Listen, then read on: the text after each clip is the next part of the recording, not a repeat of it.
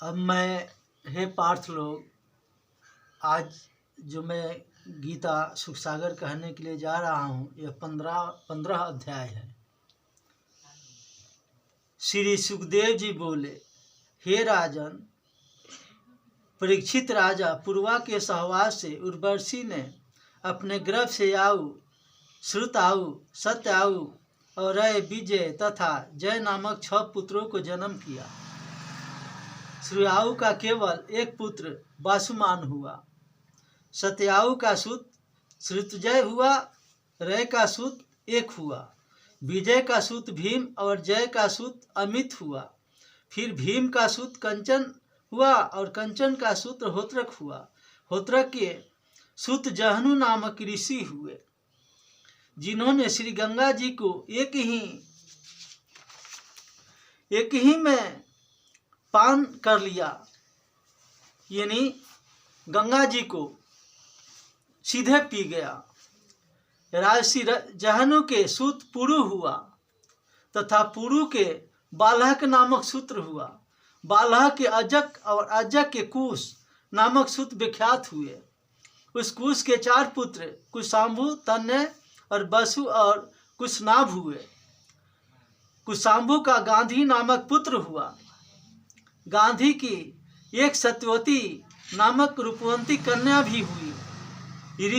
ऋषिचक जी ने उसे सत्यवती कन्या को अपने साथ विवाह कर देने के लिए गांधी के पास जाकर के प्रार्थना किया, किंतु गांधी ने उनको अपनी कन्या को अयोग्य समझकर कि ऋषिचक वृद्ध थे।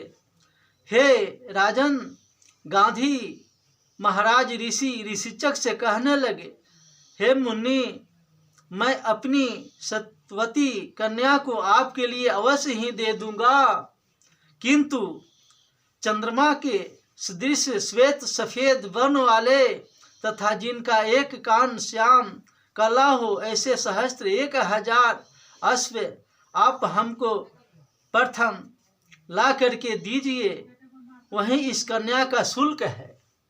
ऐसे सुनकर सिंह गृही ऋषिराज ऋषिचक वरुण लोक में वरुण देव जी के सन्निकट पहुँचे और उनसे 1000 अश्व की याचना की। वरुण ने उनको बात को सुन लिया, वो रत्न जो है दे दिया, जिनको पाकर ऋषिचक ने सत्यवती का शुल्क उसके पिता गांधी को देकर उनकी कन्या का विवाह अपने साथ कर लिया।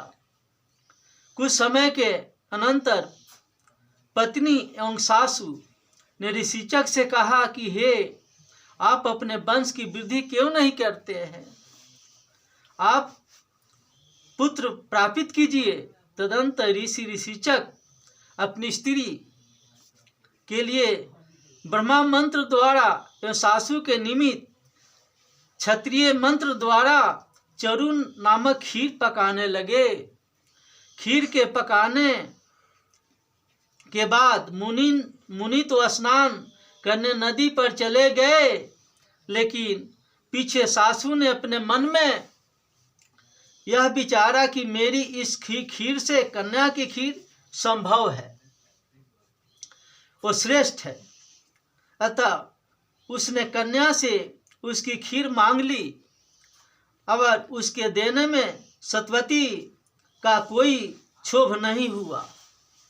सत्यवती का माता अति प्रसन्न हुई। इतने में ही मुनिवर स्नान करके लौटे और घर पर आकर वे अपनी स्त्री से कहने लगे, हे प्रिय, तुमने जो खाना चरु उन्हें दे दिया है, यह उत्तम नहीं किया है। उनका चरु जो तुमने ले रखा है, उसके भक्षण से तो तुम्हारा पुत्र क्षत्रिय प्रकृति वाला होगा तथा भाई श्रेष्ठ बुद्धिमान वाला होगा, ब्रह्मज्ञानी ब्राह्मण होगा। अपने पति देव से इस प्रकार सुनकर सत्यवती भय से कांप उठी और पति देव से बोली कि हे महाराज, अब आप इसका शीघ्र उपाय कीजिए तथा मेरे इस कष्ट निवारण करने का उपाय बताइए। ऋषिचक जी बोले, हे प्रिय खैर, तुम्हारा पुत्र तो ऐसा न होगा, परंतु तुम्हारा पौत्र तो ऐसा अवश्य ही होगा, इसमें संदेह नहीं। खीर के प्रभाव से सतवती ने समय प्राप्त होने पर अपने गर्भ से जगदम्बी को प्रकट किया।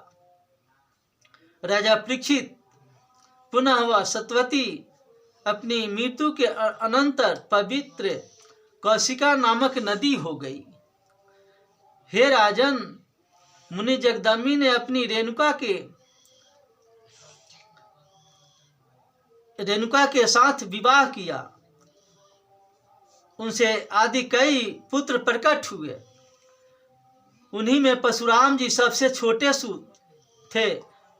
उन्होंने समय प्राप्त होने पर है वंश का सर्वनाश कर अपना जस बढ़ाया। वे हरि के अवतार कहलाए जाते हैं। इसी प्रकार परशुराम जी ने 21 बार पृथ्वी पर क्षत्रियों से हीन कर दिया।